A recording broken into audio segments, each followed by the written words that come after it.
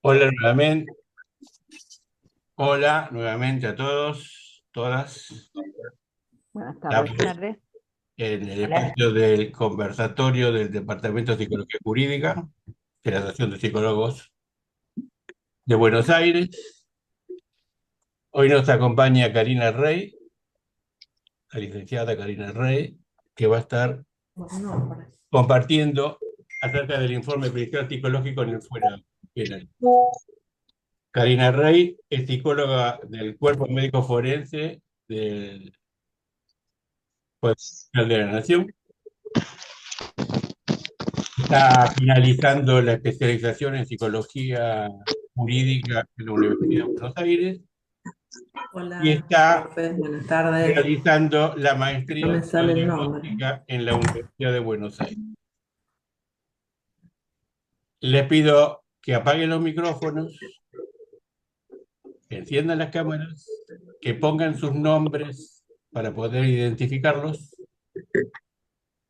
y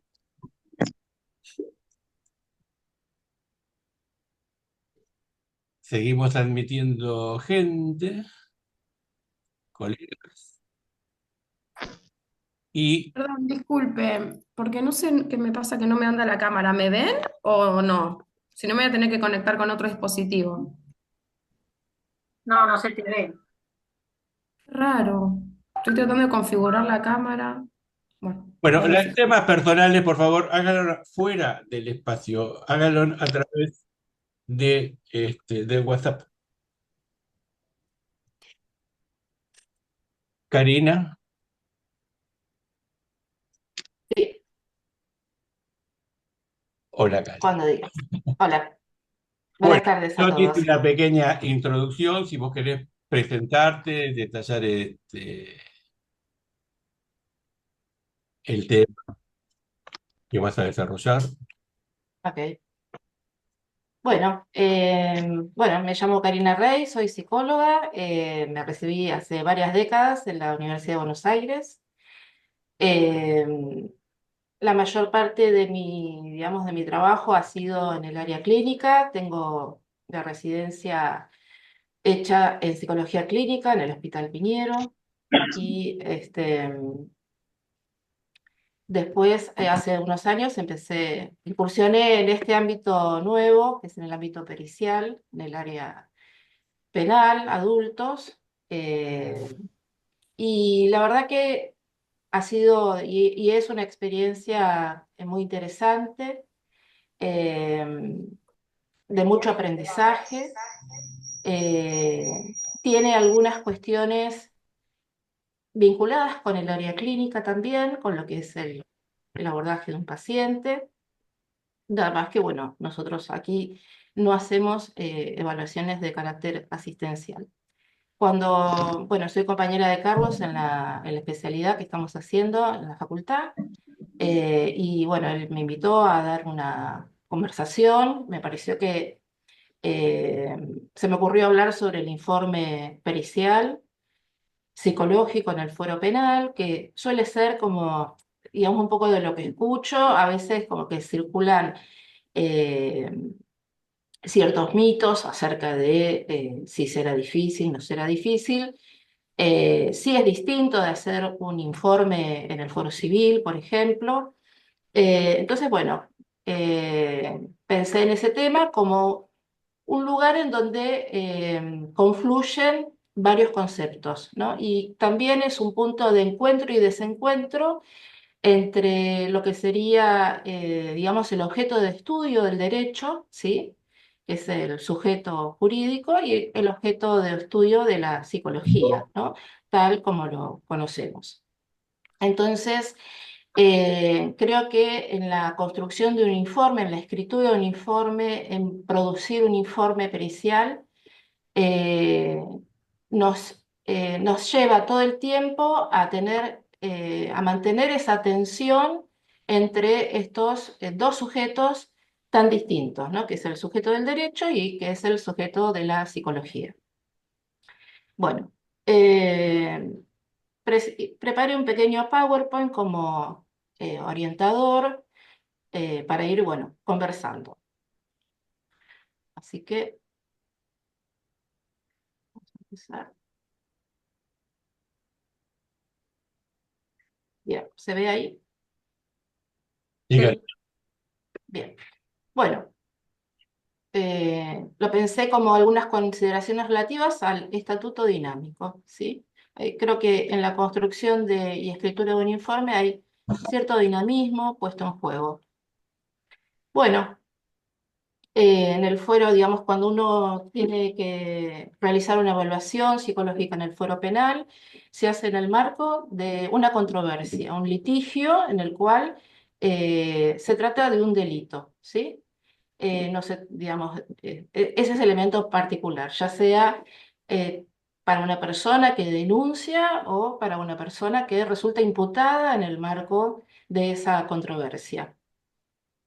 Bueno, de ese litigio, luego de un proceso, va a resultar una sentencia judicial que va a concernir a ese sujeto, fundamentalmente al sujeto imputado, que podrá resultar en su sobreseimiento, ¿sí?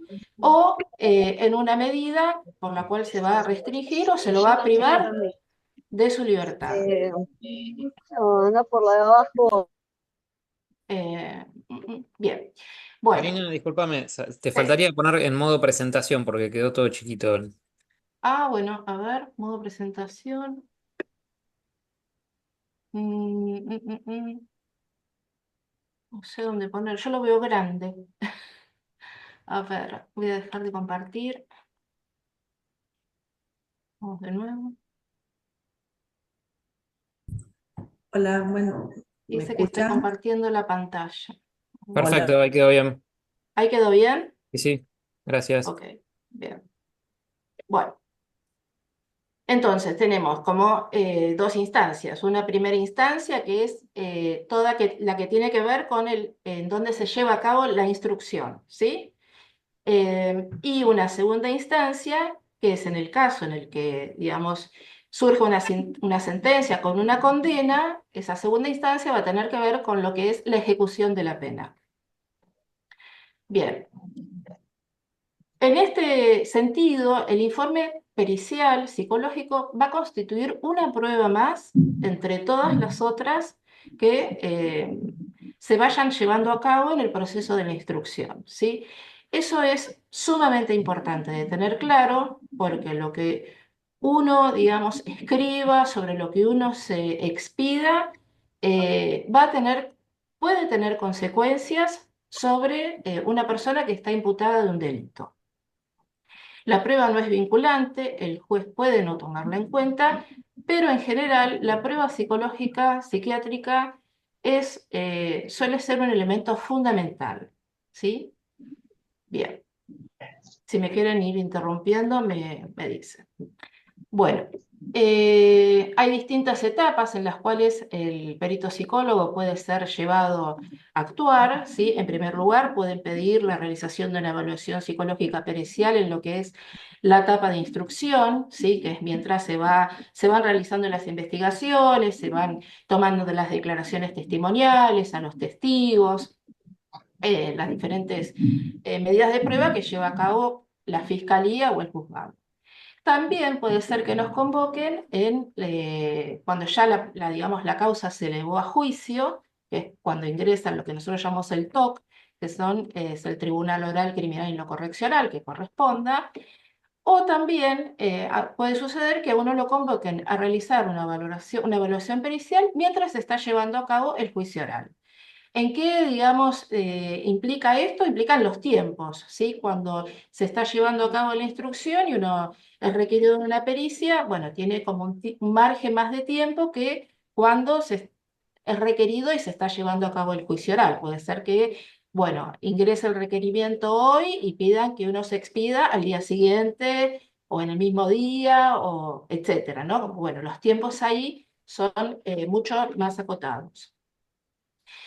¿Cuáles son los requerimientos, digamos, que nos van a llegar? Bueno, son muy variados. En principio, por ejemplo, sobre los que son más comunes o los, digamos, los que vienen con mayor frecuencia son las evaluaciones psicológicas sobre los denunciantes para ver si hay daño producto de los hechos que denuncian, ¿sí? Que daño psicológico, trauma, estrés postraumático, síntomas, etcétera, que tiene esa persona.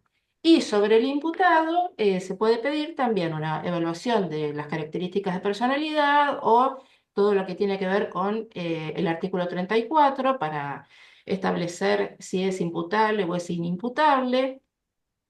Pero además hay un montón de otras situaciones en las cuales uno es llevado a, digamos, a brindar una respuesta al juez y es, por ejemplo, digamos, cuando una persona está con un cuadro psicótico y realiza una denuncia, ¿no? Entonces esa denuncia puede tener cierto carácter delirante. Entonces, bueno, esas personas también nosotros las vemos para evaluar lo que se llama la capacidad para denunciar, la capacidad para estar en juicio, si alguien puede estar en juicio, eso también es una evaluación psicológica.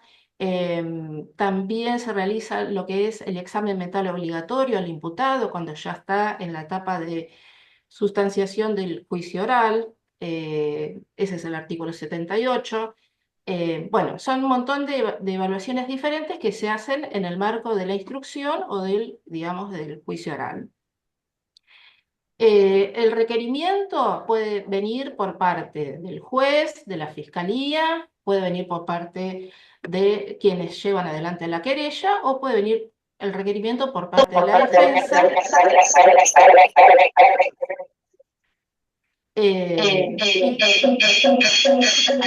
Algo está haciendo eco. Bien. Bueno, espera un segundo. sí.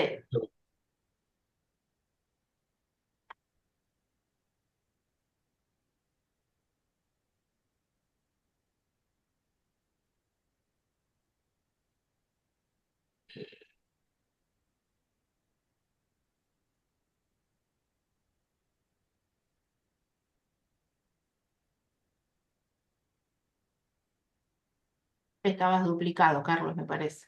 Sí. Ahí me parece que salió. Ahí está. Sí, sí, porque ahí te silenciaste. Bueno, entonces estos requerimientos pueden venir digamos, de las diferentes partes que forman parte de, digamos, de ese proceso y también en ocasiones somos requeridos se pide la conformación de una junta médica cuando hay, digamos, capaz que alguna evaluación que, digamos, resulta o impugnada o surge, digamos, como algunos elementos contradictorios con otros informes periciales previos, o se hace necesario como una mayor precisión en lo que se quiere evaluar, entonces se solicita una junta médica en donde participan más profesionales. Bien. Bueno. Entonces, lo interesante que me parecía digamos, de relatarles todo esto es la diversidad de actores que están presentes a medida que uno va, digamos, es requerido a realizar una evaluación pericial en el fuero penal, ¿sí? Vamos a tener, entonces, quien lleva adelante la instrucción, también los peritos de parte, ¿sí? También, digamos, son actores con los cuales vamos a tener que interactuar, comunicarnos, debatir, firmar el informe, ¿sí? Ponernos de acuerdo. También participan consultores técnicos, si bien, digamos, el código no establece nada sobre si los consultores técnicos pueden estar o no. A veces a mí me ha ocurrido en 2 ocasiones donde han pedido que estén los consultores técnicos, entonces en una ocasión no se les permitió, la Cámara dijo que no y en otro caso la Cámara dijo que sí. Generalmente presencian la pericia, pero no participan de la misma porque, digamos, no están inscriptos como peritos. La otra, digamos, institución que suele a veces intervenir es ADAJUS, ¿sí? Que digamos que es una institución que se encarga de velar por los derechos de las personas tanto imputadas como víctimas. Por ejemplo, en los casos de discapacidad, prestan un apoyo para que puedan participar adecuadamente del proceso. Bueno, y los abogados. Karina, ¿Sí? ay, discúlpame, ¿me podrías pasar, viste la pantalla anterior a la que acabamos de ver, a la de los abogados, Sí, a la anterior? sí, Ay, ¿me dejas un segundo ahí? sí. Porque esa la pasaste y yo estaba Ah, esta la como pasé dando de datos. largo. Sí, bien, Gracias. Estoy gracias. sacándole fotos, no hay problema, ¿no? No, no, después paso el power si quieren. Eh, Gracias. claro, acá me salté una parte, pero bueno, igual, digamos, estaba en la parte como más de cuando se está llevando a cabo el proceso del juicio oral. Bueno, una vez que el juicio oral finaliza y si en el caso de que se establezca una condena, digamos, el perito psicólogo también va a intervenir en todo lo que es la ejecución de la pena. Ahí ya, digamos, lo que son los tribunales orales, digamos, dejan de tomar parte y pasa esto a los juzgados de ejecución penal, ¿sí? Que son los encargados de administrar, como de supervisar y llevar adelante lo que es el control de la ejecución de la pena. Puede ser que la persona tenga una pena con prisión, digamos, en el servicio penitenciario, que esté preso, o puede, digamos, tener una condena menor a 3 años, entonces va a tener el beneficio de poder complementar la condena estando libre, ¿sí? De todas maneras, aunque tenga el beneficio de una suspensión del juicio a prueba o una probation, ¿no? O que, digamos, no tenga que estar detenido porque la condena es menor a 3 años, la persona también, digamos, tiene que cumplir con una serie de pautas de conducta. eh, con el único beneficio de que no lo hace estando privado de su libertad. En el marco, por ejemplo, de las pautas de conducta, eh, nos llegan personas para que los evaluemos para ver si tienen que hacer alguna clase de tratamiento psicológico, psiquiátrico, destinado a el abordaje del delito que ha cometido. Por ejemplo, hay delitos por, digamos, abuso sexual que son escarcelables. Entonces, bueno, por ejemplo, la persona tiene que todos los meses presentarse en la DKEP para dar su, digamos, su presente, tiene que hacer un taller de género y suelen ser derivados a, digamos, grupos psicosocioeducativos que trabajan con personas que han sido condenadas por delitos de abuso sexual. Bien, eso también es una parte del trabajo que realizamos nosotros. Otra evaluación que también establece la ley, que lo hace el psicólogo, es cuando la persona solicita el arresto domiciliario, ¿sí? En todas estas instancias pueden participar los peritos de parte. Y también se hace una evaluación interdisciplinaria cuando, por ejemplo, una persona está detenida y, digamos, denuncia que ha sido sometido a violencia o a maltrato por parte, digamos, ya sea del personal policial o del personal del servicio penitenciario. Entonces, en esos casos se hace una evaluación siguiendo un protocolo que se llama Protocolo de Estambul. Bien, ahí, pero ahí ya estamos en todas personas que, digamos, tienen por sí, sobre sí, una condena. Bueno, acá les contaba la diversidad de actores. Bien, tenemos la normativa de la prueba de peritos, ¿sí? Dice, el Código Penal dice, el Código Procesal Penal dice que el dictamen pericial podrá expedirse por informe escrito y hacerse constar en acta y comprenderá la descripción de las personas, lugares, cosas o hechos examinados en las condiciones en las que hubieran sido hallados, una relación detallada de todas las operaciones practicadas y sus resultados, las conclusiones que formulen los peritos conforme a los principios de su ciencia, arte o técnica, y lugar y fecha en que se practicaron las operaciones.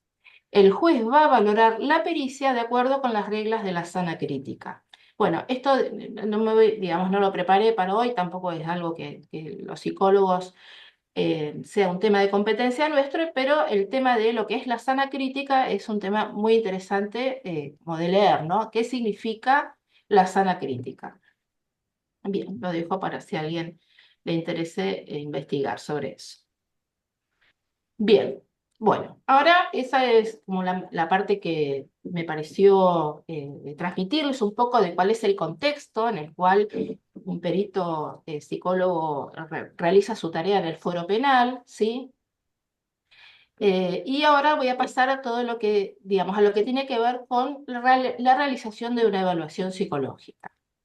No sé si alguien quiere preguntarme algo de lo anterior o, digamos, continúo. O si voy muy rápido. Bueno, bien. Lo que dijiste que no querías, yo te quería preguntar de lo que dijiste, Sí. me parece que no íbamos a hablar, que es lo ¿Qué de cosa? la crítica, lo que nos dijiste para investigar, que si queríamos La sana investigar. crítica. La Sí, sana, sí, sí, porque la sana te crítica, iba a sí, lo decir que la pasa que crítica es. sana, de No, no, invertir. se llama la sana crítica, ¿sí? Que es también, digamos, como a ver,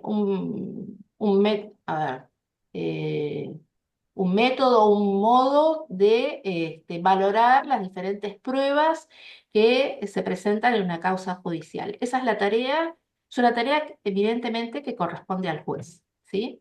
Valorar de acuerdo a la sana crítica.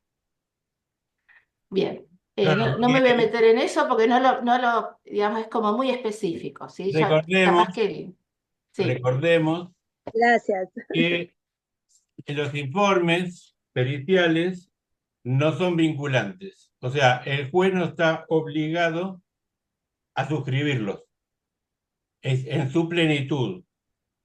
Porque si fuera así, si el juez estuviera obligado a suscribir lo que dice el perito estaría por encima del juez y no hay nadie encima del juez. Entonces, el argumento que se usa es el de la sana crítica, que es la valoración que el juez hace de, de las pruebas. así es. Bien, bueno, vamos a lo que es la evaluación psicológica, ¿sí? En el campo digamos, de la realización de una pericia, ¿sí? Bueno, la evaluación psicológica es una actividad compleja que requiere del interjuego de conocimientos altamente especializados en psicología, ¿no? Yo resalté la palabra interjuego, ¿sí? Interjuego de conocimientos. Tengo WhatsApp. Bien, ¿qué implica la evaluación psicológica? Es un proceso conceptual de resolución de problemas, ¿sí? Y va a depender de la recolección de la información relevante sobre el sujeto bajo estudio. Bien, cuando uno está haciendo una evaluación pericial, responde a un requerimiento, ¿sí? Va a haber un requerimiento que va a ser, digamos, que le va a dar lugar el juez, lo puede hacer el juez, lo pueden hacer las partes, siempre el juez va a dar o no el proveído a ese requerimiento, pero uno responde a ese requerimiento y es a eso a lo que debe ajustarse, ¿sí? Eso es muy importante porque uno le da el contexto, ¿sí? El encuadre y la estrategia que se va a llevar adelante en esa evaluación particular, ¿sí? Bien, en eso tal vez se diferencia de lo que uno plantearía en un psicodiagnóstico de una evaluación psicológica en el área clínica, ¿sí? Que va a tratar de ser lo más exhaustiva posible. En este caso, uno tiene que ajustarse al requerimiento, porque hay información que uno, digamos, va a obtener en la entrevista y en la administración de las técnicas, va a haber información que probablemente exceda lo que se solicita en el requerimiento. Y esa información tiene que permanecer en forma, digamos, privada, ¿sí? No tiene que trasladarse al informe. Bien, ¿qué es la otra cosa digamos, la dinámica, cuál es la otra dinámica que se pone en juego cuando uno realiza una evaluación psicológica. Entonces, identificar los interrogantes que deben ser respondidos. ¿Sí? Esto, a ver, parece una cuestión como muy simple, muy sencilla, o muy como que va de suyo, pero sin embargo, a veces es una parte de la tarea que uno tiene que hacer antes de ver a alguien, ¿no? Bueno, a ver qué es lo que me están pidiendo, ¿sí? ¿Qué es lo que quieren que responda? En función de eso, bueno, ¿qué información necesito? ¿Sí? Eh, ¿Qué métodos y técnicas voy a utilizar para poder recabar esa información de modo correcto? ¿Sí? Eh, el perito también tiene que tener un adecuado dominio para analizar, elaborar e interpretar los resultados, ¿sí?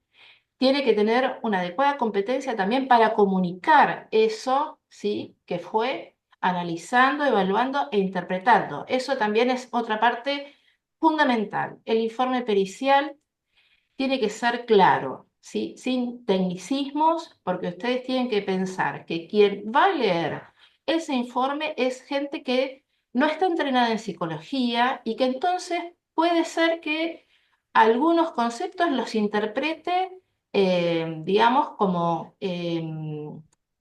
comúnmente, ¿sí? Sin la especificidad que tenga ese constructo. Entonces, el informe tiene que ser claro. Responder al requerimiento. Entonces, eso tiene que ver con una adecuada competencia para comunicar. Uno puede ser un excelente evaluador, pero si, digamos, el juez lee informe y no entiende nada, digamos, o el abogado usa ese informe y lo entiende de otra manera, etcétera, etcétera, de lo que uno intentó transmitir, ahí está, digamos, como fracasando esa pericia, digamos, no es correcta. Y la otra cuestión que es también importante es poder tener una adecuada interacción con los otros actores, ¿sí?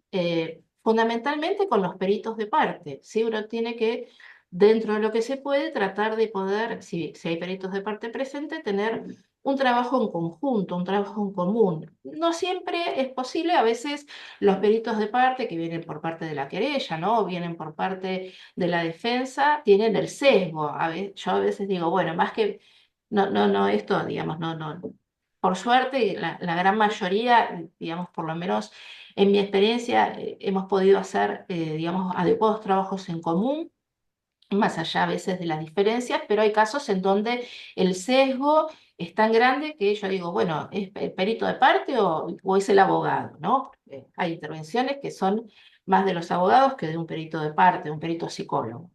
Entonces, la interacción con los otros también permite lograr una adecuada evaluación, porque si bien cuando hacemos una pericia hay un perito, es el perito oficial, el que lleva adelante la evaluación, los peritos de parte también pueden participar, uno decide, bueno, ¿qué te parece que le tomamos tal técnico o tal otra, o puede formular preguntas, ¿sí? Siempre que sean pertinentes al requerimiento. Bien. Bueno, ¿cuáles son digamos, como los momentos que hay cuando uno lleva adelante, le llega un requerimiento? Bueno, salió sorteado y bueno, tiene que ver a fulano de tal, que está imputado en tal delito, ¿sí? Lo primero que hacemos es pedir el expediente judicial, ¿sí? Eso es fundamental.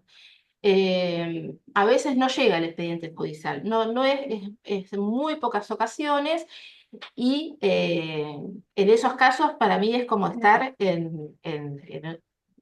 como en blanco, ¿no? Bueno, no saber bien de qué tengo que hacer, qué tengo que preguntar, qué tengo que evaluar, qué hizo esta persona, ¿no? Bueno, entonces, fundamental, digamos, el pedir el expediente en donde uno ve bien el requerimiento judicial, el contexto en el cual se ha pedido ese requerimiento también es importante, y la lectura de todas las constancias que uno tiene en el expediente, ¿sí? Que son las testimoniales, las indagatorias, a veces hay historias clínicas, hay declaraciones testimoniales, por ejemplo, de los psicólogos tratantes, certificados de incapacidad, otros informes previos, otros informes periciales previos.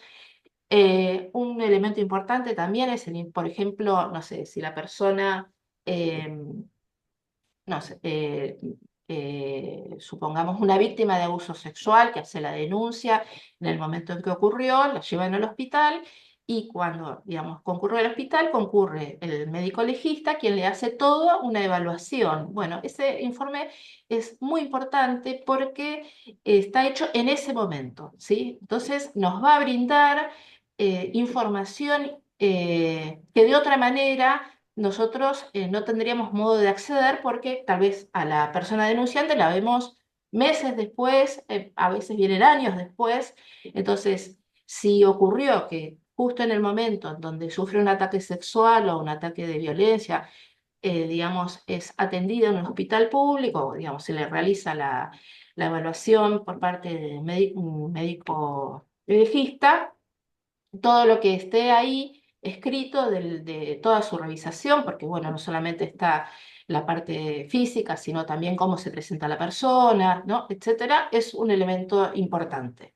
También a veces están los informes de lo que se llama la línea 137, que acuden a asistir a la persona y elevan un informe, y ese también es un elemento importante que a nosotros nos va a dar el contexto de qué clase de respuesta subjetiva tuvo esa persona al momento en que sufrió, digamos, un ataque X, ¿sí?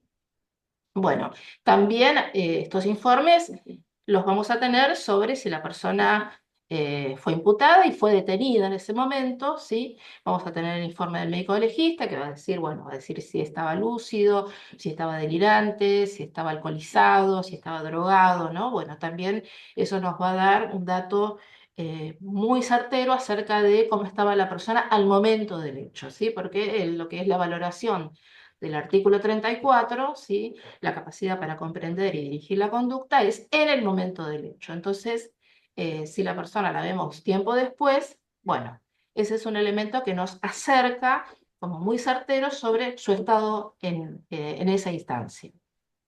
Bien, Karina, sí. perdón, ¿cuánto tiempo tenemos para rechazar o aceptar una vez que recibimos el expediente? Salimos sorteados, ¿podemos rechazarlo o no? En el fuero penal, digamos, los que se supone que son propuestos como perito de parte ya son propuestos por el abogado. Ah, Y entonces pensé aceptan que el se podía, cargo. o No sea hay que ya es sorteo, claro. Ah, perfecto, no gracias. hay sorteo. Yo formo parte del cuerpo pericial oficial, no me puedo negar, digamos, yo tengo que hacer todo lo que llegue. En Salvo el- que amistad o enemistad manifiesta, pero si no hay ni amistad ni enemistad manifiesta, yo tengo que responder al claro, requerimiento. si te caben las generales de la ley, que tenés un vínculo a favor o en contra con la persona. Claro. Quizás la pregunta se refiere a los peritos de oficio, que sí son A sorteados, los de pero, oficio, sí, pero no pueden ser rechazados. La designación de perito de oficio es una carga pública, como ser testigo. O sea, no lo puedo rechazar porque Orbis, la compañía de seguros, quebró y no me va a pagar. Puedo aducir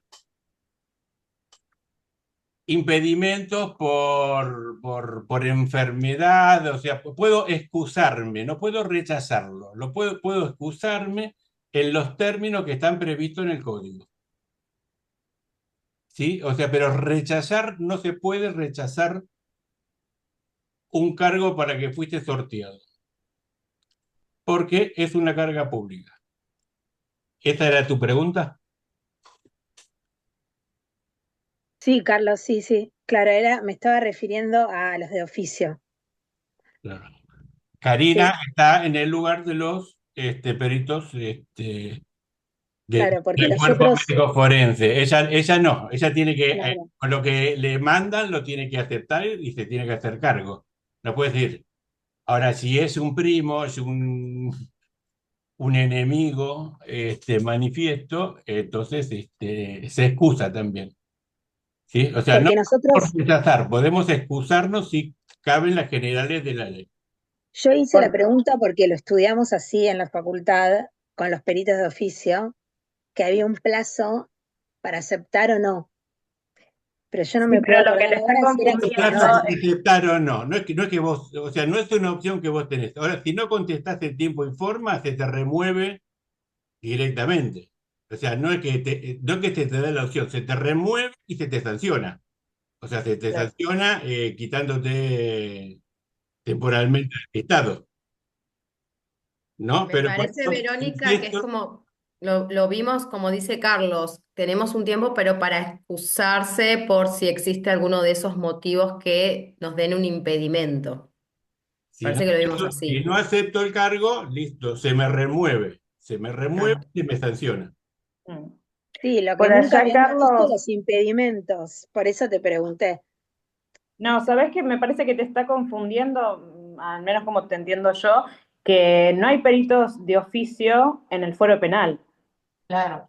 Eso te En el fuero confunde. penal, en general, hay los peritos de parte, a ver, no puede tener, si la persona, el imputado elige la defensa pública, la defensoría pública, puede ser que vengan los peritos de la Defensoría General de la Nación, ¿sí? Eh, la Fiscalía también puede poner sus peritos, ¿sí? Son los peritos del Ministerio Público Fiscal. Y después pueden venir los peritos de parte si la persona tiene una representación privada, ¿sí? Particular. Pero esos peritos en general, como son, Claro, pero los pone el abogado, sorteo. El ¿sí? perito de parte no se sortea, es un convenio con el abogado. Entonces, Claro. la pregunta está por ahí mal formulada porque no está conceptuada las. Porque Me parece que lo sí, yo, importante es ver los distintos lugares desde donde podemos trabajar en el área jurídica. sí. Desde el perito fiscal, perito de cobro médico forense, perito de parte, consultor técnico, son. Por ahí, Karina nos está mostrando un área, nosotros en el transcurso de los conversatorios vamos a tratar de ver los diferentes puntos de vista o desde diferentes lugares la práctica. Ahora, Karina es psicóloga del cuerpo médico forense. Entonces, lo que más conoce y practica es lo que está transmitiendo. Sabiendo la existencia, ella resaltó la importancia del trabajo con los otros colegas, con el proyecto de parte, con el sector técnico, ¿no? Porque, bueno, hay que armar un dictamen lo más común posible. Este, pero lo importante es, por ahí lo que nos muestra esto, que no hay una sola forma de accionar como perito. Hay múltiples facetas que requieren diferentes prácticas y diferentes formas de encararlo. Sí, tengo entendido que para, digamos, actuar en el foro penal, los peritos de parte tienen que estar inscriptos. Se inscriben en la Cámara, me parece. Entonces, Cuando más se allá hace, de cuando que, se hace la inscripción en Poder Judicial, en Cava, que se hace la inscripción en septiembre y octubre, uno después opta por los fueros en que va a intervenir. Entonces, si opta por el fuero penal, no vas a ser sorteado para el fuero penal porque el fuero penal lo van a hacer los peritos del cuerpo médico forense.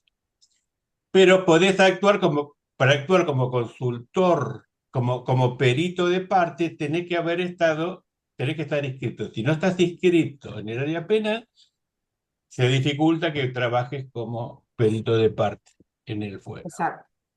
Después tiene que cumplir, digamos, los actos procesales comunes, que es aceptar, digamos, aceptar el cargo, presentar la aceptación del cargo, etcétera, ¿no? Eso tiene que estar y tiene que estar el proveído del juez, ¿no? A veces pasa que el abogado presenta, dice, bueno, nombro como perito de parte a fulano de tal, pero bueno, no está la aceptación del cargo, no está el proveído del juez.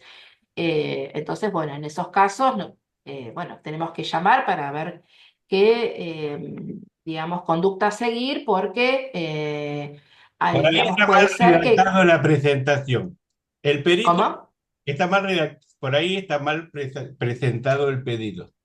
El perito de parte es presentado al juez y se le pide que en el proveído se tome conocimiento. Esa es la aceptación. El juez lo va a aceptar porque fue presentado. A veces lo presentan, pero no piden que el juez, porque todo escrito que se presenta tiene un proveído. Y en el esquema de un escrito judicial, la última parte es el petitorio. Y lo que va a responderse es al petitorio. Si no pedimos nada, el juez no otorga nada. Pedimos que se tenga presente que fulano es el consultor. No, el juez solo lo acepta porque a diferencia del perito de parte, del perito de parte y el perito de oficio, es que el perito oficial o de oficio actúa bajo juramento y el perito de parte no jura cumplir bien. O sea, lo que su compromiso es asesorar y defender a su cliente. Como peritos oficiales o de oficio, nosotros aceptamos el cargo o ejercemos la función bajo juramento de aplicar la ciencia, ser objetivos, imparciales y no tener compromiso previo. Esa es una diferencia importante. Carlos, Bueno, perdón, no entendí. El sí, perito de parte no lo presenta el abogado Claro, sí. interesado. claro. Lo mismo Ah, que los consultores Te técnicos. ofrece. Lo presentan y ya está. Sin juramento. El juez toma nota de que sabe que el proveído que González y Pérez son los consultores técnicos. En general tiene que haber una instancia que es donde el perito presenta, digamos, su aceptación del cargo. claro, pero el perito de parte, si lo presenta el abogado, no tiene por qué inscribirse, tiene que inscribirse igual en la Sí, inscripción anual sí, como perito de oficio. No, sí. O sea, estás confundiendo, pero eso claro, también que no depende de la entendí la jurisdicción. explicación que dio Carlos. Ahí, Tiene que estar inscritos en el listado de peritos, por claro. más que lo presente el abogado. Tiene Pero que eso estar depende de la inscritos. Eso jurisdicción. es, En Cava es así, en provincia no, por Claro, eso ejemplo. es lo que iba a decir. claro, esto es en nación. Hay Claro. por ahí de los participantes, hay de distintas jurisdicciones. Entonces, no es lo mismo el Código Procesal en Misiones que en Provincia de Buenos Aires, que en Nación, que en Tucumán. Entonces, generalmente son como bastante semejantes, pero hay por ahí pequeñas o grandes diferencias. Pero sigamos, Karina, lo que estamos tratando Bien. de mostrar es como un aspecto de la práctica. Y Ujú. Karina está compartiendo su quehacer en el ámbito jurídico desde una posición oficial de perito del Cuerpo Médico Forense de la Suprema Corte de Justicia de la Nación. Bien. Acá hay una Bueno, pregunta en el chat, sí, Karina, te leo, no sé sí. si es decano, no sé si después quiere ampliar. Dice, específicamente en la ejecución penal, ¿el informe del Consejo Correccional? Pregunta. No, el informe correccional es el informe que hacen los psicólogos que están dentro del penal, ¿sí? Eh, Esos no son informes periciales, son informes de lo que es el cumplimiento de la conducta dentro del penal, después está la parte de tratamiento.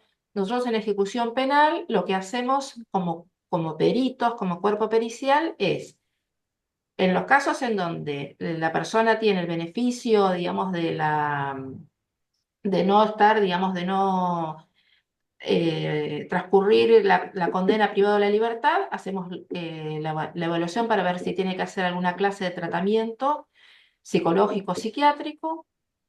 La otra evaluación que hacemos en el área de la ejecución penal es cuando por ejemplo, todo lo que es arresto domiciliario, ¿sí?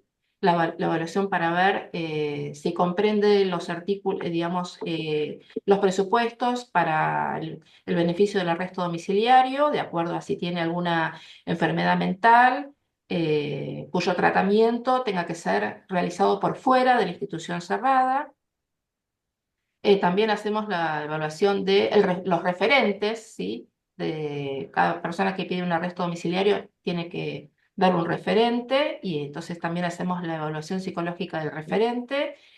Y la otra evaluación que también se hace es cuando la persona pide el beneficio de la libertad condicional, ¿sí?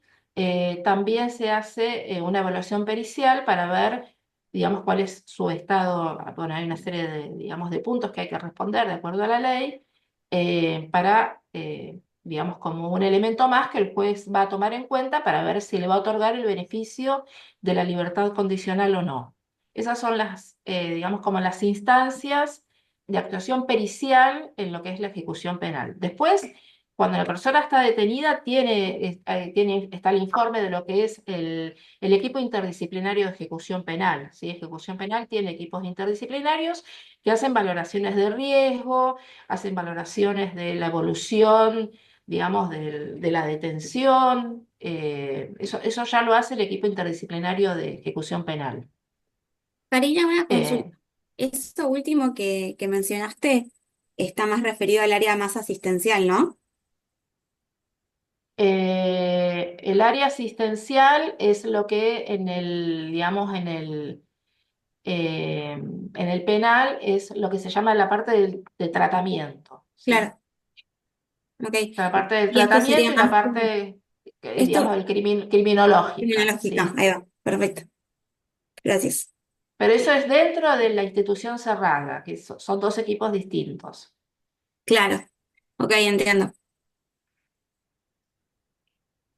Bien, bueno, retomando un poco, cuando uno recibe un requerimiento, bueno, lee el expediente, ubica todos estos antecedentes que son fuentes de información. ¿Se acuerda que antes habíamos hablado de, digamos, recabar la información necesaria, ¿sí? Bueno, estas son todas fuentes de información que uno va tomando en cuenta. eh, y en base a eso se diseña una estrategia, ¿sí? Una estrategia de abordaje. Uno no va a abordar a cada persona de la misma manera, ¿sí? Entonces, la idea a veces es poder anticiparse un poco sin prejuzgar, digamos, ni hipotecar la evaluación, pero bueno, alguna estrategia posible de, bueno, a ver, esta persona le pasó esto o hizo esto, está en tales condiciones, estuvo internada, está medicada. Bueno, ¿cómo voy a, digamos, cómo voy a abordar esa evaluación? La evaluación es longitudinal y transversal, ¿sí? Uno va a hacer como, se va a manejar en esos dos ejes. Va a ir y venir de un eje al otro, ¿sí? Dinámicamente a medida que se va llevando adelante la entrevista. Ahora vamos a ver un poquito cuáles son los aspectos que uno evalúa en el eje longitudinal y cuáles son los correspondientes al eje transversal. Bueno, también va a tener que ver con la aplicación de las técnicas de evaluación psicológica, la entrevista, los test psicológicos que uno decida aplicar y finalmente, digamos, uno va digamos, a realizar un juicio clínico, ¿sí? Que va a permitir responder al requerimiento y eso es lo que uno va a volcar en las conclusiones del informe. Bien. Fundamental, ¿sí? El informe pericial tiene que estar fundamentado, o sea, cada cosa que uno escriba tiene que después poder, lo voy a decir así, defenderlo en el juicio oral, ¿sí? Si uno hace un informe pericial y después esa causa va a juicio oral, puede ser que a uno lo convoquen para, digamos, como testigo en el marco de ese juicio oral y van a preguntar sobre el informe que uno hizo. Van a preguntar me han preguntado sobre detalles que a mí jamás se me hubiera ocurrido que me pudieran preguntar, ¿sí? Entonces, eh, cada cosa que uno escriba tiene que poder sostenerlo y fundamentarlo. Bien, entonces, se deberá tener especial cuidado en que las conclusiones a las que se arriben sean fundadas, es decir, se desprendan lógicamente de la evaluación y del material recabado y analizado, ¿sí? Es algo que si un informe está, digamos, correctamente hecho, una cosa va a ir llevando a la otra, ¿sí? A veces pasa que uno tiene, digamos, no sé, hago una evaluación, capaz que, bueno, la entrevisto a la persona, le tomo las técnicas, ¿no? Es capaz que la veo 2 veces, ¿no? Entrevistas exhaustivas. Me pongo a escribir el informe, bueno, y tal vez no tengo claro, ¿no? Bueno, a ver, tengo que responder tal cosa, tal otra, ¿no? Digo, bueno, no lo tengo claro digamos, pasa algo interesante porque en la medida en que voy armando el informe, ¿no? Bueno, lo armo, bueno, escribo su historia, su estado actual, ¿no? Veo las técnicas y entonces ocurre que las conclusiones se deducen de lo que escribí, ¿sí?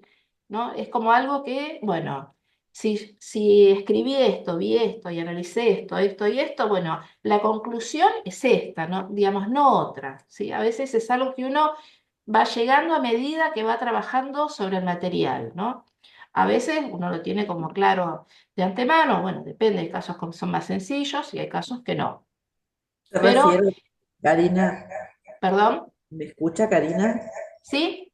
Usted refiere entonces que tiene que tener coherencia ese informe. Exacto, sí. Eso es fundamental.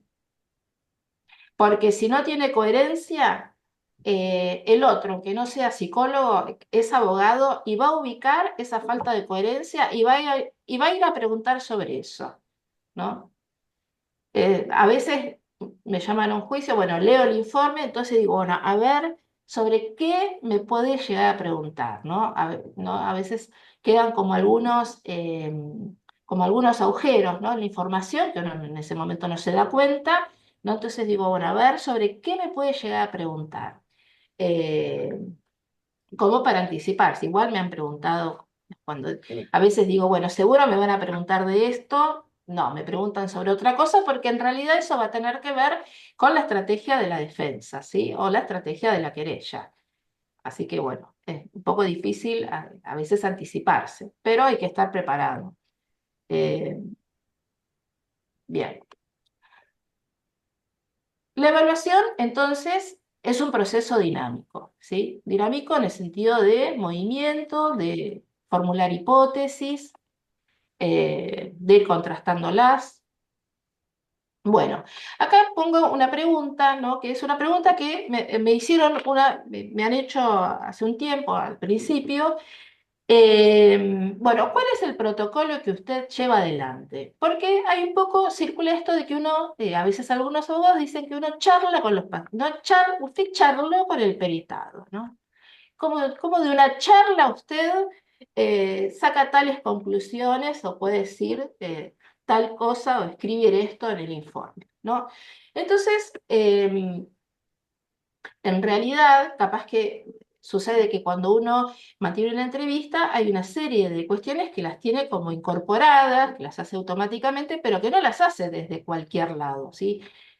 Obviamente que uno conversa con la persona, porque la idea es poder, digamos, saber quién es esa persona, que baje su estructura defensiva a medida que uno va conversando, ¿no? Para que pueda hacer una buena producción, si uno le toma test o lo que sea. Pero no es que uno está charlando como, bueno, charlo con el vecino. Entonces, esta es una parte que me resulta como muy importante. Cuando uno hace una entrevista semidirigida, ¿sí? Hay una parte que, digamos, está como más pautada y después va y viene, ¿sí? O hay preguntas que son amplias.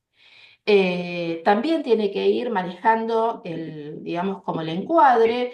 Hay personas que vienen o totalmente inhibidas y no dicen casi nada, responden con monosílabos, y hay personas que en el afán de tener el control de la entrevista uno les hace una pregunta y contestan todo, ¿sí? Eso es una manera también de tener el control, ¿sí? Bueno, no dejar que nada sin responder, apabullar, digamos, al perito.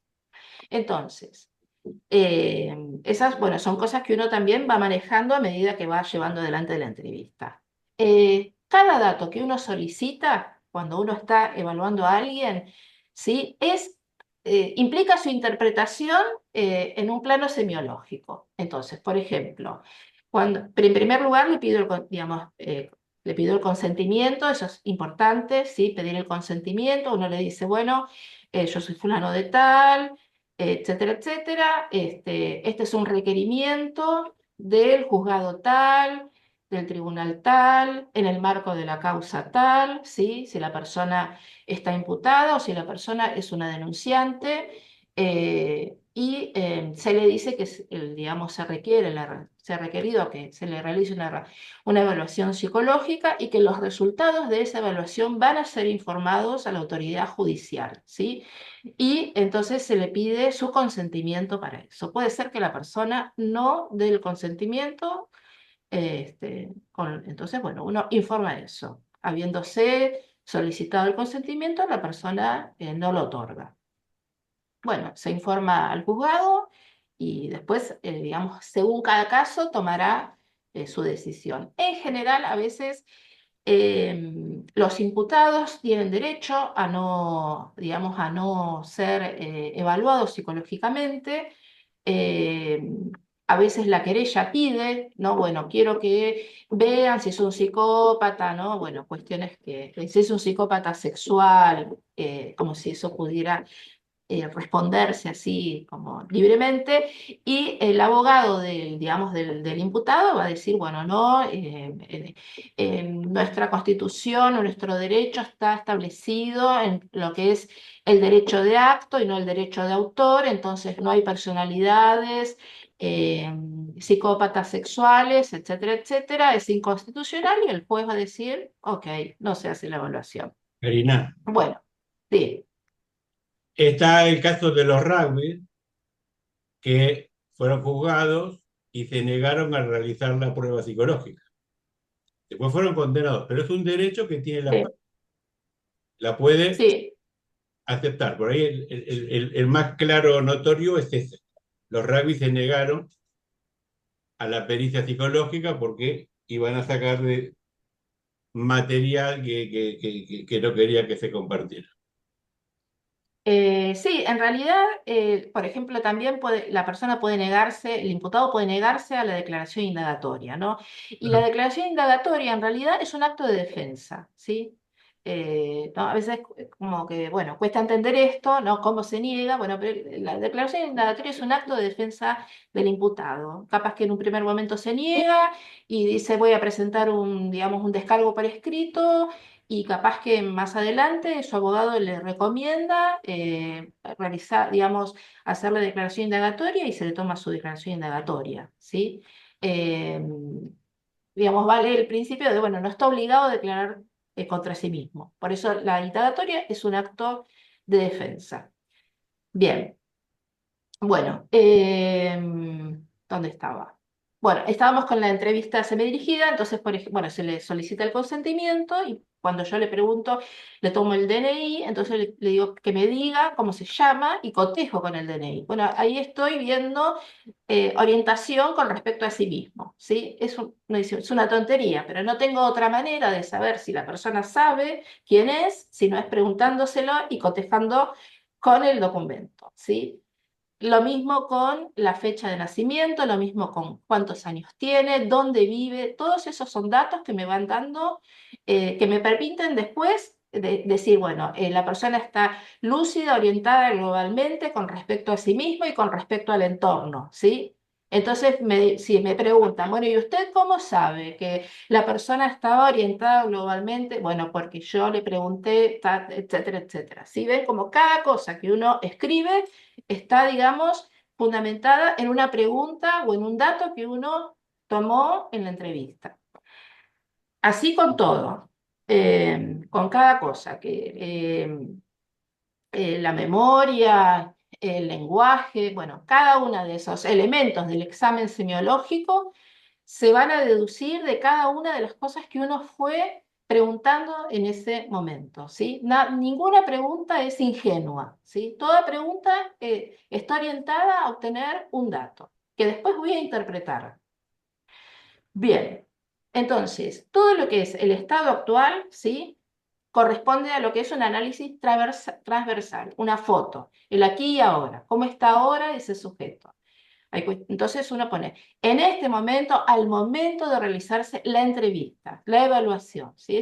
También es importante destacar, es en este momento. En este momento em, no tiene trastornos sensoperceptivos, lo cual no quiere decir que previamente no los haya tenido o tal vez digo, bueno, no puedo descartar que en situación de consumo no haya presentado trastornos sensoperceptivos, pero en este momento no hay ningún elemento que a mí me diga que la persona está teniendo una alucinación, ¿sí?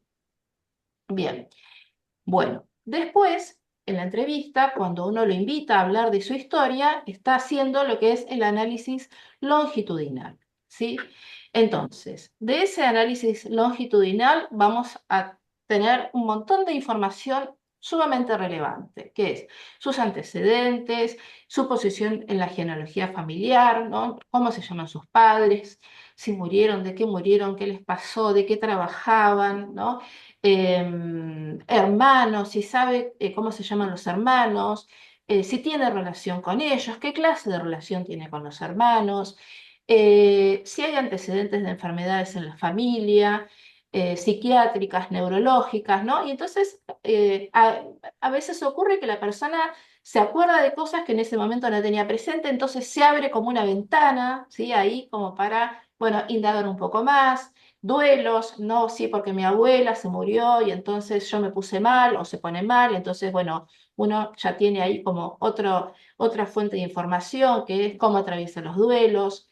Em, eh, hay aquí en Buenos Aires, por ejemplo, hay muchas personas que son migrantes, ¿sí? Entonces, bueno, cuando migraron, a veces son de otros países, a veces son migrantes del interior, cuando migraron, entonces ahí uno ve que tal vez los cría, no sé, los padres se vinieron, no sé, vivían en Jujuy, en el campo, los padres se vinieron a trabajar a Buenos Aires cuando tenía 2 años, quedó al cuidado de los abuelos o los tíos, y los padres lo volvieron a buscar cuando tenía 12 años, ¿no? Entonces todo ese periodo de crianza fue en ausencia de los padres, cómo sobrellevó eso, cómo fue el reencuentro con sus padres, si pudo adaptarse, ¿sí? Al cambio. Bueno, todo eso nos va a ir dando, digamos, características de esa persona que estamos evaluando, ¿sí? Características concretas de acuerdo a lo que es, de acuerdo a lo que nos va diciendo en su particularidad.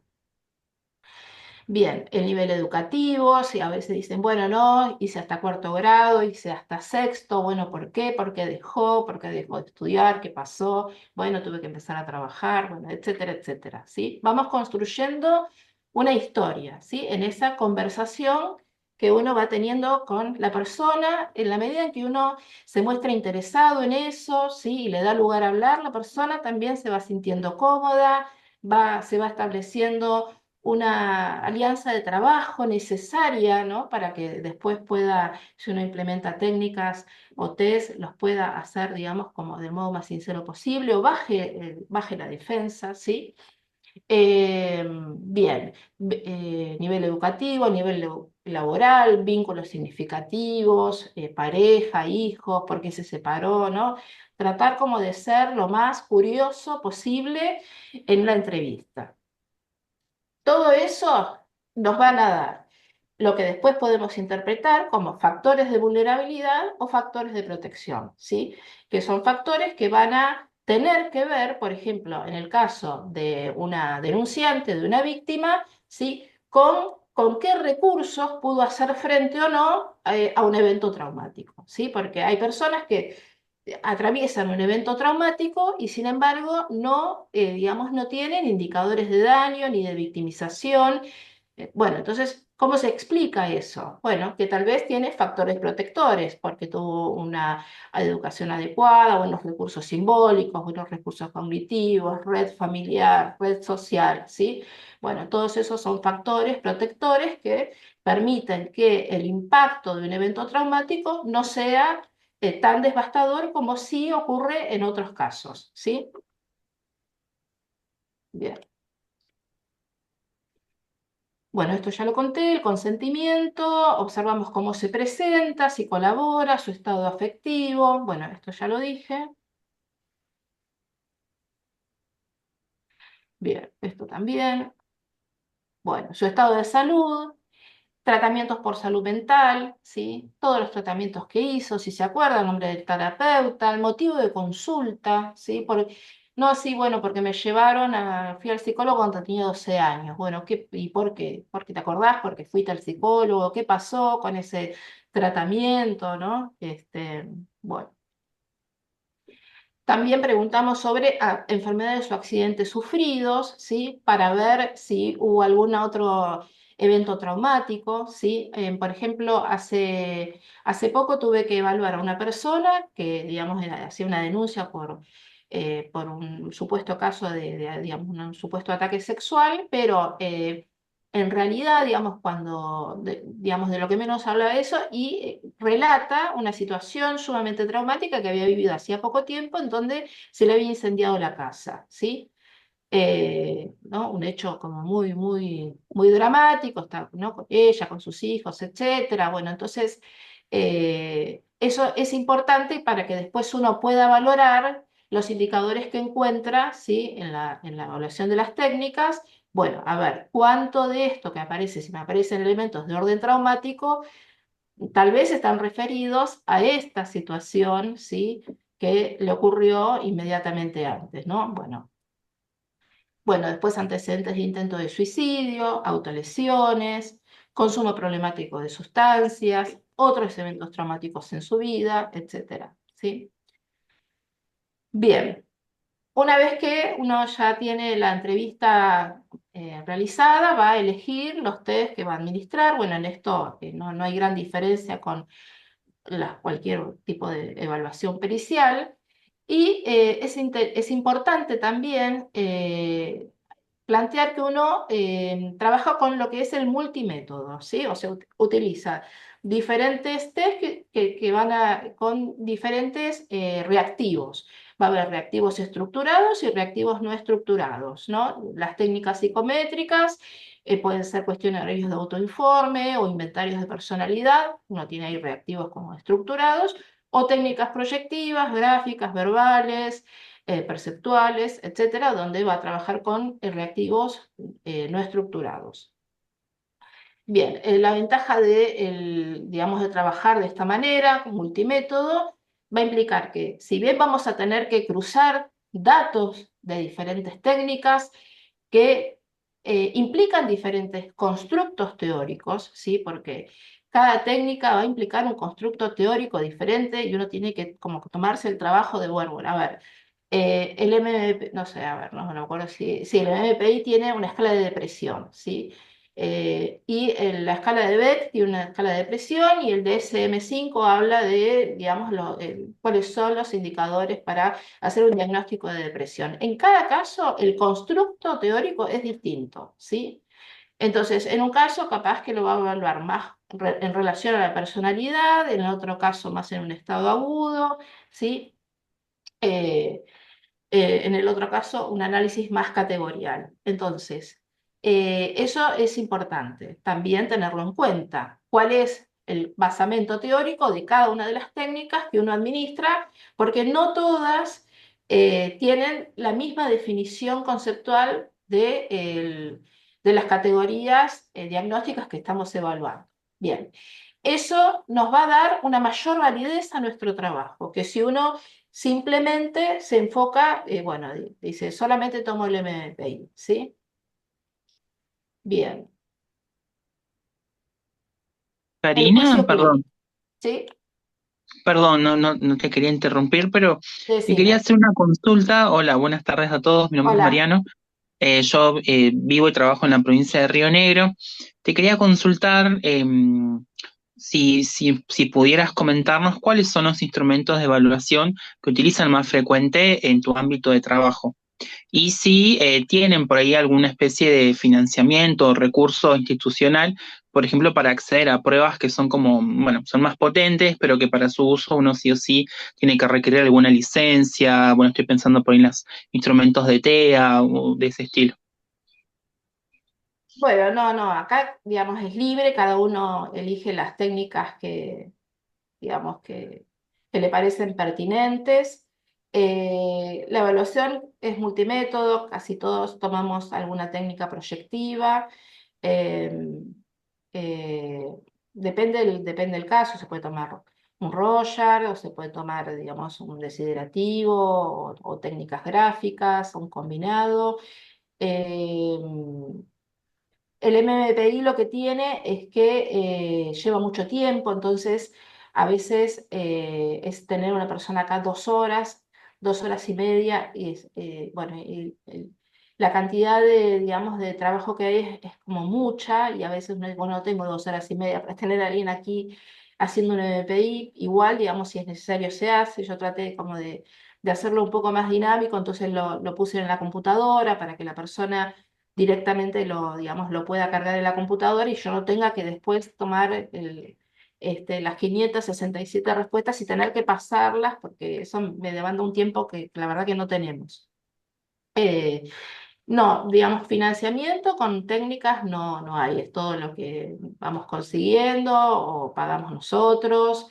Digamos, algunos secretarios, por ejemplo, nos arman algunos Excel, porque, no sé, tomamos el ICSP, que, digamos, si haces el Excel, si tenés paciencia, seguís los pasos, digamos, acá nos hicieron el Excel, uno de los secretarios, y eso nos evita el tener que hacer ¿no? Todas las cuentas que hay que hacer, después simplemente nos fijamos en los baremos. Eh, bueno, no, es todo un poco a pulmón, no hay, por ahora no hay financiamiento. Hay Eso una es como te Gracias. debo decir. hay una batería estándar predominante que uses más habitualmente, técnicas que tengan mayor uso. Sabemos que No, es caso a caso, pero a veces sí. No. Lo que en realidad lo que siempre tomo, pero no es porque es un vender, pero bueno, porque digamos es como es casi como para ver qué capacidad la persona tiene de comprender una consigna, es una consigna sencilla, ¿no? Como para empezar a armar una alianza de trabajo con un material que no sea impactante, ¿no? Entonces, bueno, como para bajar las ansiedades, eso lo tomo siempre, pero bueno, digamos, lo miro como más groseramente. No, después depende del requerimiento, del caso, no tenemos una batería estándar. Se arma así, caso por caso. Ahora, digamos, capaz que estamos tratando como de tomar algunas técnicas más de una orientación neurocognitiva, porque nosotros no hacemos evaluaciones neuropsicológicas, pero sí digamos, a veces trabajamos con una población que tiene como muy bajos recursos educativos e intelectuales, entonces, bueno, yo a veces armo alguna mini batería, por ejemplo, le tomo un Bender, o le tomo un Raven, una escala especial, tomo algunos subtest del WISC o del WISE, que están buenos como para evaluar lo que es comprensión, ¿no? Habilidades, etcétera. Pero bueno, eso lo armo de acuerdo a la persona, ¿no? O algún aspecto que quiera, no sé, si una persona con discapacidad intelectual, quiero ver si más allá de su discapacidad puede comprender. Entonces, tal vez ahí le tomo alguna técnica, algún subtest del WISC o del WISE de comprensión o de información o de analogías, ¿no? Vamos armando así como por variables. Sebastián, levantaste la mano. Sí, le quería preguntar a Karina, cuando hablaba del tema del armado de esa batería de test, de técnicas y los métodos que vamos a elegir. Obviamente podemos correr el riesgo de que si no elegimos el que responda al requerimiento, puede llegar a haber alguna impugnación o algún rebote en ese caso de nuestro informe. Pero la pregunta era si a vos te puede venir también específicamente dentro del requerimiento que apliques determinada batería, o siempre tenemos la libertad de armar nuestra batería propia. Bueno, en primer lugar, el test no responde al requerimiento. El test lo que da es información sobre un aspecto de la personalidad o de las funciones cognitivas del sujeto. ¿Sí? O sea, un test no responde, el requerimiento puede ser, por ejemplo, em, identifique indicadores de victimización sexual en tal persona. No hay ninguna técnica que te va a dar indicadores de victimización sexual. Eso es algo a lo cual uno va, digamos, a concluir como resultado de evaluar todo, ¿no? Digamos, todas estas fuentes de información que fuimos como comentando, ¿sí? Entonces, ninguna técnica de evaluación responde a un punto de requerimiento. No. El requerimiento lo responde el perito, con el juicio clínico y las conclusiones y el análisis de todo el material. Eso por un lado. Por el otro lado, a veces vienen requerimientos y dicen, bueno, tómele, no sé, tómele Royal, tómele MPI, tome esto. Son postulados a veces que traen los abogados, que se lo dicen los peritos de parte, pero en realidad es uno el que construye, digamos, arma la batería de test, porque aparte la batería de test se puede armar solo después de tener una primera aproximación a la persona, ¿sí? Entonces, si la persona tiene un bajo nivel educativo, yo no le puedo tomar un MPI, ¿sí? Tengo que tomarle otra cosa. O si no sabe leer, por ejemplo, o tiene dificultades en la comprensión. Bueno, tengo que ver eso, a ver, entonces, dentro de lo que dispongo, a ver, ¿qué administro? ¿Sí? Mira, acá Macarena Gentiles Arna comenta, en niños y niñas de 3-4 años, víctima de ASI, alguna batería predominante. No trabajo en infanto juvenil, están separados los equipos. Yo estoy en el área adultos. Eh, Así que no, ahí no te puedo contestar, porque no lo sé. Otra pregunta, Rosana Auraudo. ¿Cuántas entrevistas antes de elevar el informe? Pregunta. Y en general, insisto, por los tiempos, por la cantidad de trabajo, entiendo que hay asesorías periciales en donde la cantidad, digamos, de demanda es un poco menor, entonces hay más tiempo. No es el caso. Nosotros tratamos, o sea, dentro de lo que se puede, tener 10 entrevistas semanales, 10 entrevistas semanales, que es un montón. Em, entonces, yo trato como de dar horarios de hora y media, O sea, perdóname, pero por lo menos, Karina, sí, 10 entrevistas semanales, no a la misma persona. no, No, claro, no, tengo no, no, 10 porque requerimientos, ahí claro. te preguntaron cuánto, y vos decís No, 10, y dije, epa, no, digo, no, tenemos no, no, 10, o sea, claro, entiendo, 10 turnos, como ese sí, perito del cuerpo médico, claro. le mandan todos los casos y ella puede trabajar con 10 entrevistas en la Podemos, semana. es lo que tratamos de decir, bueno, si tenemos de a 10, ¿sí? Nunca son 10. Bueno, a veces uno juega con los ausentes, siempre son más, porque entran con plazos, o si estás de guardia, entran los que hay que hacer en el Correcto. día, bueno, más o Pero menos. esto es la pregunta. Entonces, más o menos un promedio entre, sí, entre una y dos entrevistas. A veces, Ahí está. excepcionalmente, hacemos 3 entrevistas. No mucho más, porque ¿qué pasa? Si yo cito muchas veces a la persona no va a venir. ¿Sí? No viene. Entonces me queda la pericia por la mitad. Entonces, Bueno, entonces, eh, perdona, marcamos una diferencia entre el perito de oficio o perito del cuerpo médico y un perito oficial designado. Uno puede tomarse el tiempo que quiera. Generalmente son 3 encuentros, 4 como mucho. Pero no estamos atosigados de trabajo, demandados.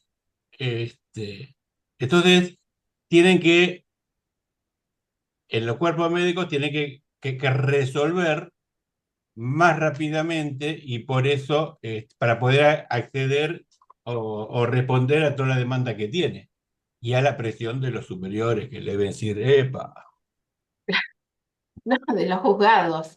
claro, No, bueno, sí, sí, bueno, a veces de la presión de los juzgados, que bueno, mándeme ya, lo vi ayer, bueno, mándeme ya el informe, ¿no? Bueno,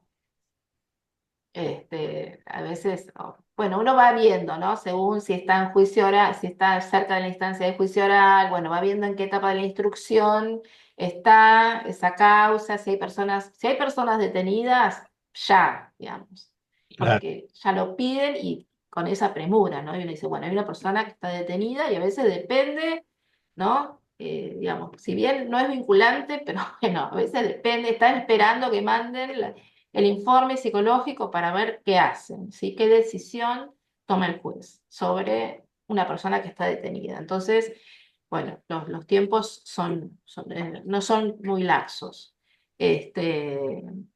Hace poco estaba haciendo una evaluación, todavía no creo que no lo había citado por segunda vez, y ya me citaron para el juicio oral, ¿no? O sea, eh, antes de elevar la pericia ya estaba citada como testigo para el juicio oral. Así que bueno, los tiempos ahí son a veces como raros.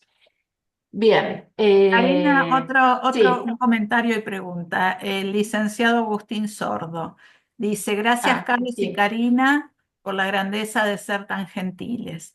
Aprovecho para consultar a Karina respecto de qué posibilidad tienen de repreguntar los puntos de pericia cuando los mismos no son coherentes o pertinentes a un proceso de evaluación. ¿Se pueden contactar con los jueces y o letrados de parte? No solemos hacerlo. Si el punto de pericia no se puede contestar, ponemos que no se puede contestar. A veces decimos por qué no se puede contestar o si no, simplemente no lo contestamos. No. Después puede ser que la parte pida una ampliación, ¿sí? O reformule el punto de... No es lo más habitual. Pero digamos, puede ser que pida una ampliación del informe pericial y vuelve a ingresar como ampliación del informe pericial o del punto de pericia. Pero no. Así como llegó, así se responde, o no, si no se puede responder, no se responde. Karina, Karina, una consulta, perdón. debemos ir redondeando, Karina, que estamos. Sí, bueno. ¿Te puedo hacer una Bueno, consulta antes? Perdón. sí, Si piden una ampliación, ¿tenés que volver a entrevistar? depende. En general no, se trata, si es una De responder con persona lo que... que denunciante, claro, todo depende de lo que pidan, por el tema de lo que es, bueno, la revictimización, entonces se trata de evitar que la persona vuelva a tener que, ¿no? Lo que es todo lo que es la victimización secundaria, ¿sí? La que se da en el marco de llevar adelante el proceso judicial. Eh, a veces son muy escasos los casos, no digo que no pase, pero a veces las mismas personas piden ser peritadas de nuevo.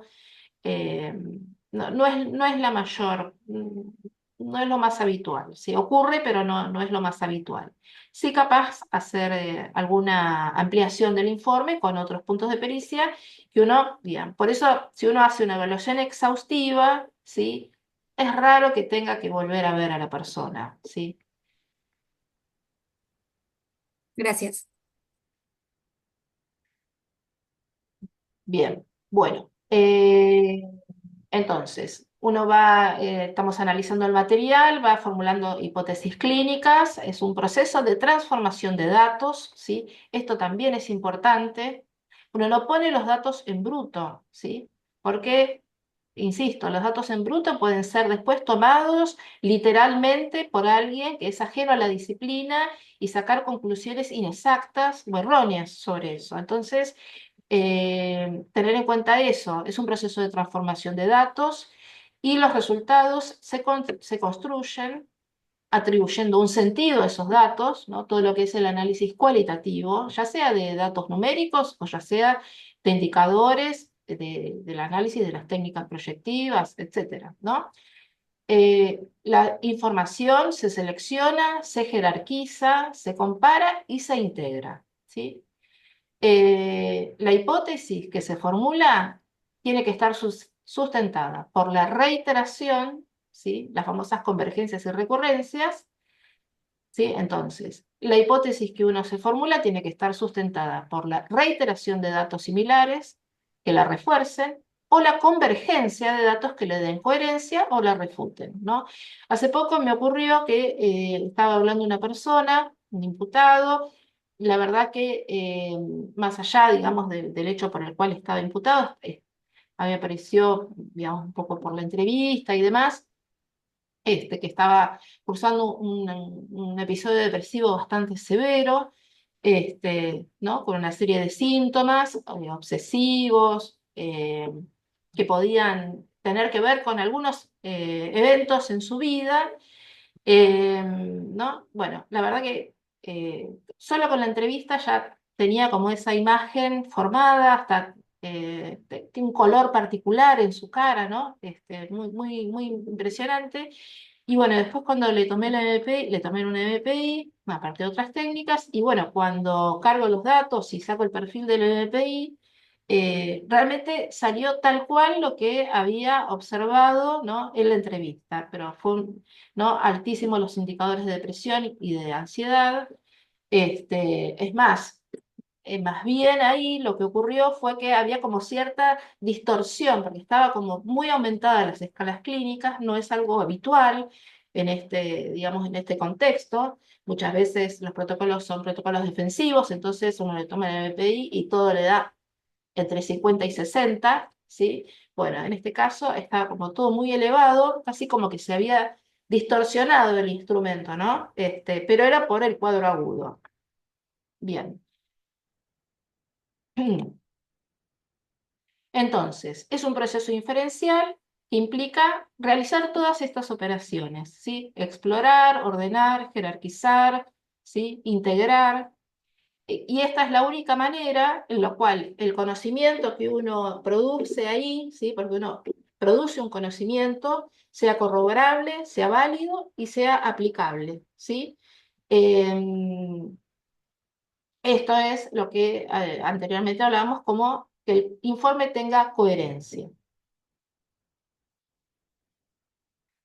Bien, como una cuestión más, que a mí, bueno, comentabas que estoy empezando a hacer la maestría en evaluación psicológica y tuvimos una clase con el que era titular de estadística cuando yo estudiaba en la facultad, que yo no podía creer, digo, pero este hombre fue titular de estadística en el año, digamos, en los años 90. Bueno, ahí estaba el profesor Atorresi, tiene 80 años y bueno, muy interesante. Y él habló de planteó a la psicología como una ciencia compleja, ¿no? Entonces, bueno, me gustó esa definición eh, que tiene que ver con la psicología matemática, porque lo que está ocurriendo, no sé si en todos los ámbitos, pero sí nosotros vemos es como una especie de auge del positivismo, ¿no? Yo digo, es un auge del positivismo, digamos, del siglo pasado, ¿sí? Con ¿cómo es? Con un privilegio sobre el dato cuantitativo, ¿sí? Que borra toda la complejidad que tiene la conducta humana, ¿no? Entonces, eh, la vida psíquica no es un proceso cerrado, ¿sí? Las capacidades humanas son complejas y multifacéticas, ¿sí? Entonces, estamos frente a un auge positivista que tiende a simplificar las evaluaciones bajo el ideal de un número, ¿sí? Simplifica conductas que no son medibles al modo de la física clásica y esto constituye un obstáculo epistemológico, ¿sí? Porque con la apariencia de la seguridad tecnológica restringe el campo de lo que uno conoce. La psicología es una ciencia compleja, ¿sí? Acá, bueno, les dejo un poco qué son los sistemas complejos, ¿sí? En los sistemas complejos las interacciones están dadas por las partes y no no se toman los elementos en forma aislada, ¿sí? Habla de una concepción holística y son sistemas fuera de equilibrio, pero que a su vez tienden a lograr como un equilibrio propio. Bueno, me resultó interesante. El año que viene se aprende un poco más, y Carlos me invita, les cuento. Pero bueno, me parece que, digamos, toma la riqueza del trabajo que uno hace haciendo una evaluación pericial, ¿sí? Bien. Les muestro rápidamente, había preparado un caso, pero no, ya no hacemos a tiempo, pero les muestro, aunque sea, ¿cómo hago acá? Salvo, dejar de compartir. Aunque sea para que vean nada más la estructura de un informe, ¿no? De los que, bueno, ¿cómo lo hago? ¿Cómo presento un informe? Este es uno que tuve que hacer en la especialidad, seguía el mismo, digamos, como formato de los informes que hago acá en mi trabajo. El caso lo presentó una perito, que a mí me encantó cómo lo presentó. Bueno, yo, digamos, esto es fantasía, ¿no? Puse el lugar, la fecha, ¿sí? A quién está dirigido, el número de causa, ¿sí? En mi carácter de psicólogo, en cumplimiento por lo dispuesto por el señor fiscal en la cosa de referencia, ¿sí? Acá uno está respondiendo a un requerimiento, se realiza la evaluación, cuando, ¿sí? En forma presencial, ¿no? A veces se hacen evaluaciones en forma de videollamada. Acá está la parte de metodología de la evaluación. Acá, digamos, donde se le pide el consentimiento, qué clase de evaluación se llevó adelante, qué técnicas se administraron, ¿sí? Bien, después los datos de identificación.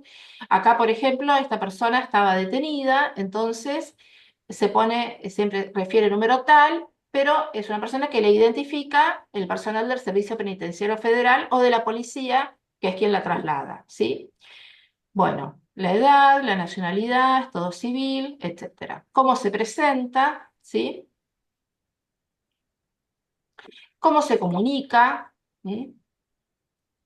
Si puede dar referencias personales claras.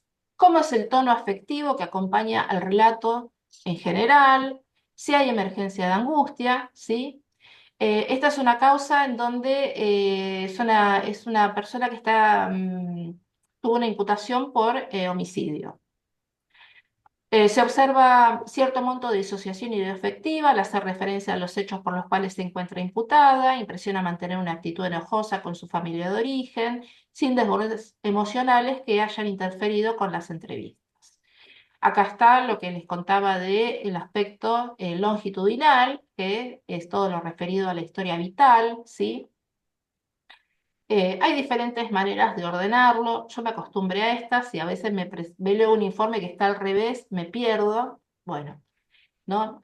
Proviene de una familia oriunda del norte de nuestro país, ¿sí? Acá hay elementos de migración, ¿sí? Vínculos familiares, en este caso fueron disfuncionales.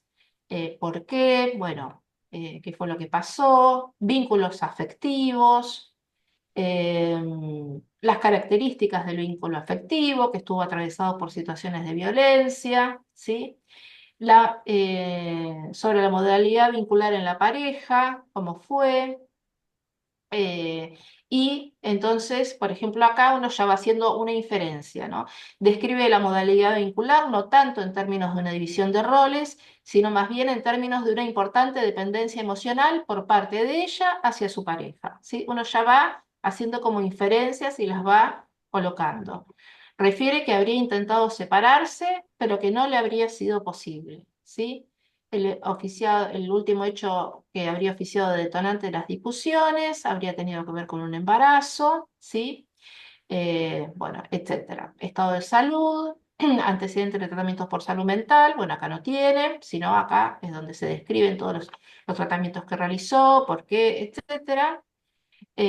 Antecedentes de intento de suicidio, consumo problemático de sustancias y un pequeño, digamos, resumen de su situación actual, ¿sí? Está detenida con prisión preventiva. etcétera. Acá tenemos lo que es el análisis transversal, el estado actual, ¿sí? Y la evaluación psicológica. La conciencia, ¿sí? Vigil, lúcida, orientada, etcétera. Todo lo que es el análisis semiológico, actitud colaboradora, atención, concentración. ¿Vieron? Todas las facultades cognitivas acá se describen. A mí me gusta usar un libro de semiología que es el Beta, que es muy claro. Tiene todas las, como los conceptos y en su forma normal y en su presentación patológica. Bueno, la afectividad, trastornos sensoperceptivos, la evolución de la memoria, la evolución del pensamiento, la ideación, ¿sí? El vocabulario, el análisis de las técnicas, ¿sí? Y cuáles son las inferencias que se destacan. Uno pone los aspectos más relevantes, ¿sí? Funciones cognitivas, organización espacial. Bueno, acá los términos didácticos puse lo que evalúa, en general no los suelo poner, ¿sí? No se detecta la presencia de indicadores relacionados con funcionamiento psíquico, psicótico, bueno, etcétera. Eh, bueno, ¿cuáles son los indicadores eh, indicadores compatibles con reticencia, establecer contacto de modo fluido con el mundo externo, probables dificultades a nivel vincular, ¿sí? Bueno, acá el análisis del test de Roger.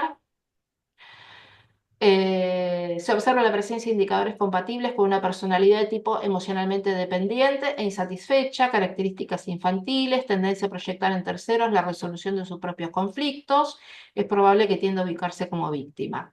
Presenta recursos cognitivos y subjetivos como reserva personal, ¿sí? Esto es lo que les contaba un poco de los factores de protección, ¿sí? Los cuales podrían representar un factor de protección para su futuro. Y las conclusiones. Acá inventé, digamos, un requerimiento. Este es un requerimiento habitual que llega. Se efectúa un examen psicológico con el objeto de explorar su estructura psicológica, sus antecedentes familiares y personales, su nivel cognitivo y emocional, como también si presenta signos de poseer tendencias proclives a cometer hechos como el investigado en autos y cualquier otro punto de interés, ¿sí? Este es un requerimiento muy común en personas que están imputadas. Bueno, y acá están las conclusiones, ¿sí? Ya con sus facultades mentales estabilizadas, sin signos de riesgo cierto o inminente. Esto, si bien no lo piden, es lo que a veces uno contesta como artículo 78, ¿sí? Que es el estado mental. Presenta una organización del yo, se observan ciertos niveles de precariedad, el sistema de defensas es rígido, hipercontrol, y esto puede dar lugar a la aparición de conductas desajustadas frente a situaciones conflictivas provenientes del medio. Bueno, tiende a establecer vínculos con alta dependencia emocional, inmadurez, eh, tendencia a ubicarse como víctima. Así que son los elementos más relevantes del análisis anterior. No se detectan indicadores vinculados con características psicóticas o una grave desorganización de la personalidad. Si bien presenta algunas distorsiones en el recorte de la información, el criterio de realidad no se encuentra alterado. Su capacidad justificativa se encuentra conservada, ¿no? Bueno, ¿no? Después la firma. Esto es como un informe, un modelo de informe, bueno, eh, habitual, ¿sí? Después cada uno tiene su estilo, ¿no?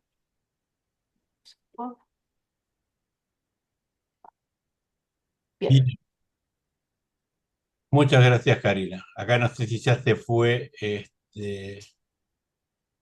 la licenciada Macarena de Chubut, que nos dice que ella trabaja en el Poder Judicial de Chubut y que encontró muy interesante, porque el público es variado, diverso, ¿viste?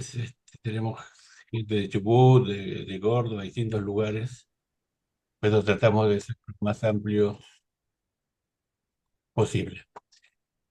Bueno, vamos a seguir un poquito más después, pero vamos a dar cierre formal. Te agradecemos.